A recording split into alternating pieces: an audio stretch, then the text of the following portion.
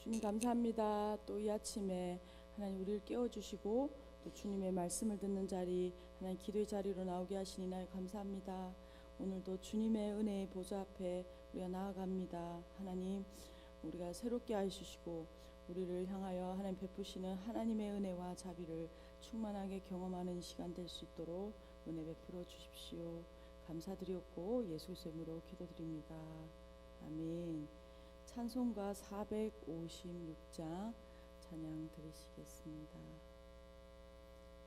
찬송가 456장입니다.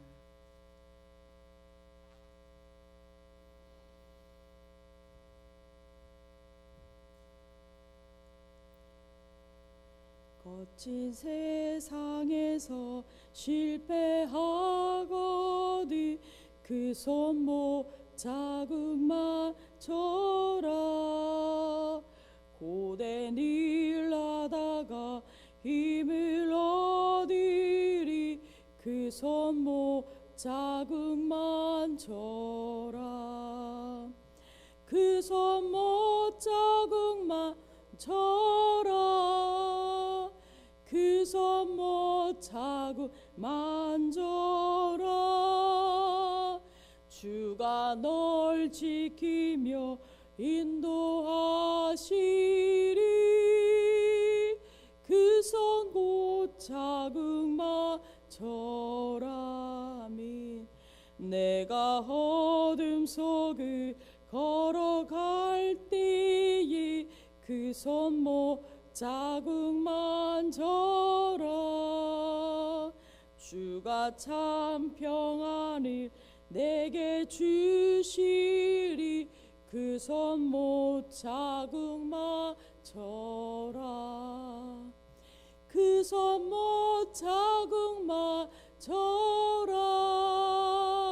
그 손목 자국만 져라. 주가 널 지키며 인도하시리. 그 손목 자국만 져라. 아멘. 내가 부활의 주 따라가려면 그 손목 자국만 져라. 내가 주 안에서 길이 살리라. 그 손목 자국만 져라. 아멘. 그 손목 자국만 져라. 그 손목 자국만 져라. 주가 널 지키며 인도하시리. 그 손목 자국만 져라. 너의 죄악의 지 무거울 때에 그 손목 자국만 져라. 아멘. 마음 문 열고서 주를 모셔라. 그 손목 자국만 져라. 그 손목 자국만 져라. 그 손목 자국만 져라. 주가 널 지키며 인도하시리. 그 손목 자국만 져라. 아멘. 오늘 함께 보실 하나님의 말씀은 고린도전서 11장 27절에서 34절까지 말씀입니다.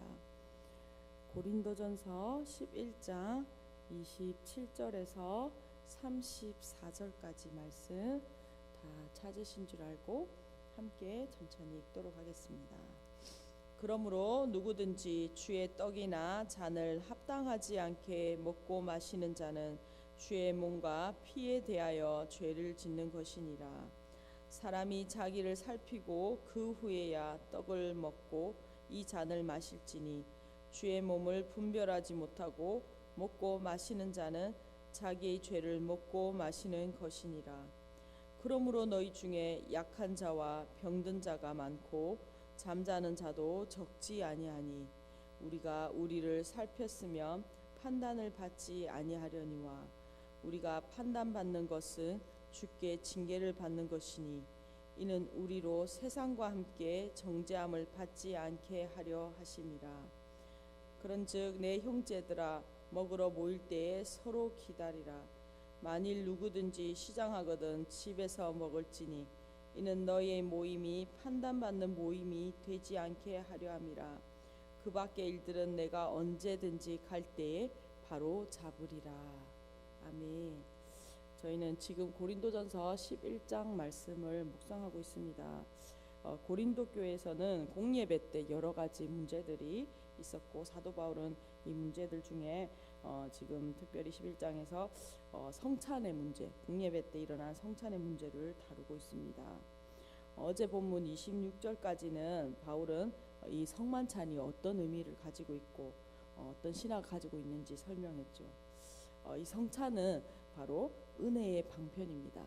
이 말은 하나님이 우리에게 은혜를 주시는 그 통로, 수단이 있는데 그 세 가지가 바로 말씀을 통하여 우리에게 하나님이 은혜를 주시고 또한 기도를 통하여 우리가 기도할 때에 하나님께서 우리에게 은혜를 주십니다. 또한 그 한 가지가 바로 하나님이 우리에게 은혜를 주시는 것은 바로 성만찬을 통하여 하나님께서 우리에게 은혜를 주신다라고 말하고 있습니다. 이 예배죠. 그러니까 말씀, 기도, 성찬, 이 예배를 통하여 하나님께서 우리에게 은혜를 주시는데 지금 이 고린도 교회에 이 성찬이 유익을 주지 못하고 은혜를 받지 못하고 이 성찬을 하며 할수록 지금 오히려 해가 되는 상황이 된 것입니다. 바로 성찬으로 분쟁이 생기게 된 것이기 때문이죠. 앞서 고린도 교회에서는 이 파당의 문제가 심각했습니다. 이런 파당들이 만들어지고 또 그러니까 그들이 함께 온 교회가 함께 성찬을 누리지 못하게 된 것이죠. 그러면서 이제 먼저 온 사람들이 그들이 무리를 짓고 또 그들이 먼저 먹고 또 이러한 사람들은 사실 더 자유인이거나 더 상황들이 나은 사람들이기 때문에 예배에 일찍 오고 또 이러한 먼저 먹고 뒤에 온 사람들은 또 종이나 여러 가지 어려운 상황과 형편에 있는 사람들이죠. 그 사람들은 소외되는 이러한 일들이 있었습니다. 그래서 이 성찬은 본질적인 의미가 무엇입니까? 바로 예수님의 몸과 살을 먹는 것, 즉 예수님과 한 몸 된 교회라는 것이죠. 그래서 예수님처럼 이 한 몸 된 교회는 예수 그리스도의 몸이기 때문에 우리는 거룩한 자들이라고 말했습니다. 또한 성찬은 큰 빵 하나와 큰 잔 하나로 우리가 함께 나누게 됩니다. 이것은 우리가 믿음의 지체들과 예수 그리스도 안에서 우리가 한 몸 된 같이 우리가 하나 되어야 한다는 그 하나됨을 말하고 있습니다. 또한 성찬은 어떤 의미가 있습니까? 이 성찬을 참여함으로 복음에 참여하는, 복음을 전하는 한 몸 된 교회가 복음을 전하는 사명이 있다라는 것을 다시 한번 새기게 되는 것이죠. 이러면서 이제 27절에 이 성찬을 고린도 교회 성도들이 부당하게 이 참여하고 있는 이 태도를 이제는 사도 바울이 경고하고 있습니다. 그러므로 누구든지 주의 떡이나 잔을 합당하지 않게 먹고 마시는 자는 주의 몸과 피에 대하여 죄를 짓는 것이니라. 여기서 27절에 합당하지 않게라는 말은 원어로 아낙시오스, 즉 부주의한 방식으로 또는 무가치하게라는 뜻입니다. 사도 바울은 성도들이 성찬 전에 지금 자신의 죄나 또 이웃과의 관계 문제를 해결하지 않은 것을 지금 지적하는 것이 아니죠. 이것은 바로 태도에 관한, 예배에 임하는 태도에 관한 문제입니다. 성찬에 참여하는 고린도 교회 성도들의 이 태도를 지적하고 있는 것이죠. 고린도 교회 성도들은 어떻습니까? 식사 때에 이 성찬 때에 무질서하고 배려 없는 성도들을 배려하지 않는 배려 없는 행동으로 가장 거룩하고 경건해야 하는 이 예식, 그리스도와 한 몸 되고 공동체의 하나 되는 이 예식을 조롱거리로 만들고 있는 것입니다. 고린도 교회 성도들은 이 성찬 예식은 행했지만 함께 참여하는 다른 성도들은 배려하지 못하고 그들을 차별하고 업신여긴 것이죠. 이렇게 무가치한 행동은 결국 무엇입니까? 주님의 몸과 피에 대하여 죄를 짓는 것이다 라고 말하고 있습니다. 이 죄를 짓는 것이다 라는 뜻은 원어로 책임이 있는 것이다.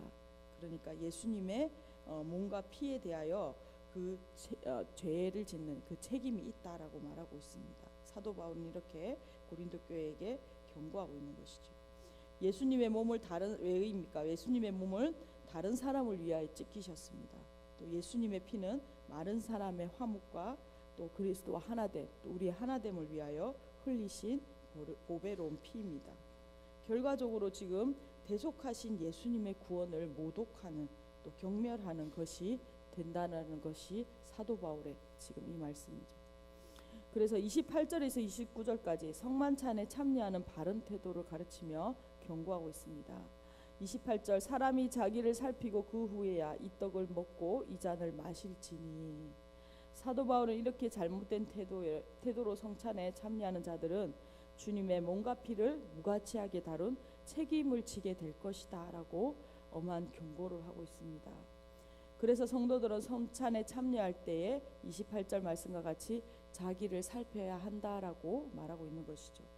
이 자기를 살핀다는 것은 자신이 성찬을 참여할 때에 이 예수님의 죽음의 의미, 즉 다른 사람을 위하여 속죄하시고 대속하신 이 죽으심의 성격을 바로 이해하는지 자신을 점검해야 되고, 또한 자신의 삶 속에서 어떻게 이 예수님의 죽으심에 참여하며 그 자기 십자가를 지고 살아가는 삶을 살 수 있을지 우리가 깨달으며 묵상하며 자신을 살펴야 한다라는 것을 말하고 있습니다. 성도는 계속적으로 이 성찬을 통하여 예수님을 따라가는 삶, 자기 십자가를 지고 날마다 그 십자가를 통과하는 삶을 살아야 하는 것이죠. 그것이 성도의 부르심입니다. 29절입니다. 주의 몸을 분별하지 못하고 먹고 마시는 자는 자기의 죄를 먹고 마시는 것이니라. 이 29절을 앞서 27절에 합당하지 않게 참여한다라고 한 것과 동일한 문제를 가리키죠. 성찬에서 다른 성도들의 필요와 상황은 상관하지 않고 무질서하게 먹고 마시는 성도들은 그리스도의 몸된 교회됨을 잊어버리고 자기 죄를 먹고 마시는 셈이 되는 것입니다. 교회는 어떻습니까? 바로 예수 그리스도의 희생으로 이루어진 공동체입니다. 그리스도의 몸된 교회가 하나 되도록 성찬에 참여하는 성도들은 배려하는 것이 성도의 마땅한 태도인 것이죠. 그러면서 이어가고 있습니다. 그러므로 너희 중에 약한 자와 병든 자가 많고 잠자는 자도 적지 아니하니. 30절은 고린도 교회 성도들이 이 성찬을 소홀히 한 것 때문에 하나님께서 징계하셨다라고 사도 바울은 30절에 설명하고 있습니다. 이 30절에 그러므로라는 뜻이 원어로 보면 이러한 이유로라고 되어 있습니다. 이러한 이유로 성찬에 부당하게 참여하는 일에 부정적인 현상들이 나타났다라고 말하고 있는 것이죠. 그것은 무엇입니까? 고린도 교회 성도들 중 다수가 약한 자와 병든 자가 되고, 심지어 상당수가 잠자는 자, 죽은 자를 말하는 것이죠. 죽게 될 만큼 심각한 하나님의 징계가 있었다라고 사도 바울은 가리키고 있습니다. 31절입니다. 우리가 우리를 살폈으면 판단을 받지 아니하려니와 우리가 판단을 받는 것은 주께 징계를 받는 것이니 이는 우리로 세상과 함께 정죄함을 받지 않게 하려 하심이라. 이렇게 징계를 받는 것을 통해 무엇입니까? 성찬의 중요성을 마음에 새기고 회개하는 마음으로 이 하나님의 이 성찬 예식에 또 이 예배 가운데 거룩함으로 참여할 것을 권면하고 있는 것입니다. 사도 바울은 자신을 분별하는 것이 주님께 판단을 모면하는 길이다라고 설명하고 있죠. 이 징계를 통해서 무엇입니까? 하나님께서 원하시는 것은 깨닫고 회개함으로 세상과 함께 받는 이 영원한 심판, 마지막 날의 심판을 받지 않게 하시는 하나님의 사랑과 은혜라는 것을 우리가 꼭 기억해야 될 것입니다. 고린도 교회를 향한 하나님의 사랑과 은혜는 또한 징계로 나타난 것이죠. 33절, 34절에 사도 바울은 이 문제에 대하여 결론을 맺고 있습니다. 그런즉 내 형제들아, 먹으러 모일 때에 서로 기다리라. 만일 누구든지 시장하거든 집에서 먹을지니 이는 너희의 모임이 판단받는 모임이 되지 않게 하려 함이라. 그 밖의 일들은 내가 언제든지 갈 때에 바로 잡으리라. 사도 바울은 성찬시에 발생한 문제에 대해 결론으로 서로 기다리라라고 맺고 있습니다. 이것은 성찬의 절차나 어떤 순서에 대한 교훈이 아니죠. 자신 태도에 관한 문제입니다. 자신보다 지위가 낮고 경제적 상황이 좋지 않은 성도들을 기다리고 배려하라는 그 태도를 말씀하고 있는 것이죠. 이렇게 하기 위해서는 먼저 그리스도의 죽으심을 바로 이해하고 자신을 온전히 살필 때에 가능한 것입니다. 또한 우리가 주님의 식탁에 참여할 수 없는 자격 없는 존재임을, 즉 고린도 교회 성도들은 이전에 우상 숭배자들이었습니다. 그렇지만 이러한 존재들을 하나님 은혜로 구원하시고 하나님의 자녀로 함께 이 식탁에 참여하게 된 것이죠. 이것을 깨달을 때 다른 성도들의 필요들도 다른 성도들도 살필 수가 있는 것입니다. 사도 바울은 이 문제에 대하여 나중에 직접 방문하여 대화를 나누기로 말씀하며 마치고 있습니다. 말씀을 요약하며 함께 기도했으면 좋겠습니다. 오늘은 예배 중에 성찬의 문제에 대하여 경고하고 결론을 맺는 부분입니다.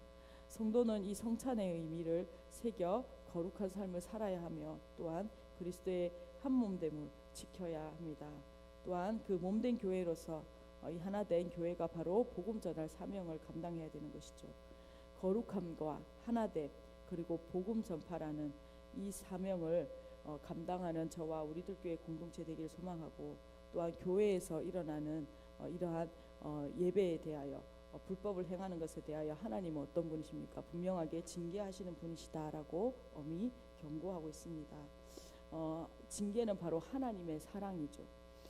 예배 때 우리의 마음을 돌아보며 우리가 하나님의 앞에서 우리 자신을 날마다 점검하며 우리가 예배를 나아가는, 깨닫고 회개하고 하나님 앞에 은혜로 나아가는 참된 하나님의 자녀로, 하나님의 사랑받는 자녀로 나아가기를 간절히 소망합니다. 우리 함께 주시는 말씀을 가지고 같이 기도하겠습니다. 주님 감사합니다. 오늘 우리가 함께 나눈 이 말씀에 하나님 사도 바울의 엄중한 경고를 하나님 다시 한번, 또 오늘 우리의 삶과 하나님 우리의 공동체와 하나님 한국교회 가운데 하나님 새롭게 하시기를 소망합니다.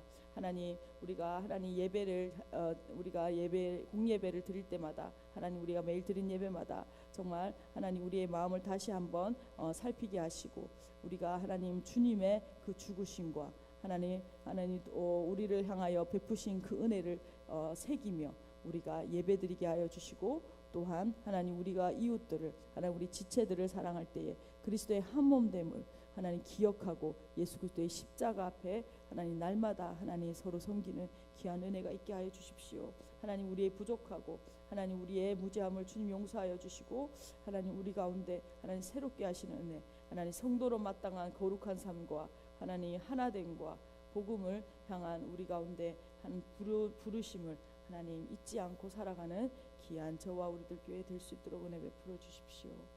1,000번째 이태희 김정희 집사님 가정, 1,000번째 김한수 집사님 가정 들으셨습니다.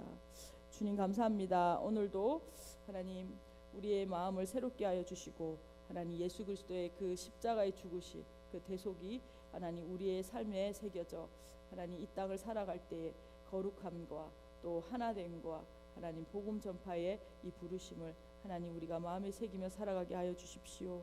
하나님 우리 가운데 정말 우리를 구원하신 그 주님의 은혜가 하나님 우리의 삶을 이끌어가는 귀한 원동력 되게 하여 주십시오. 하나님 이 거룩함과 자원함으로 드린 이 예물 받으시고 하나님 합당한 주님의 하나님 은혜를 베풀어 주셔서 하나님 가정들 가운데 기도하는 모든 하나님 그 간구가 하나님 선하게 하나님 이루어지고 주께서 베푸시는 그 은혜가 흘러가는 귀한 통로 되게 하여 주십시오. 감사드리옵고 예수 그리스도 이름으로 기도드립니다. 아멘. 함께 기도하시겠습니다.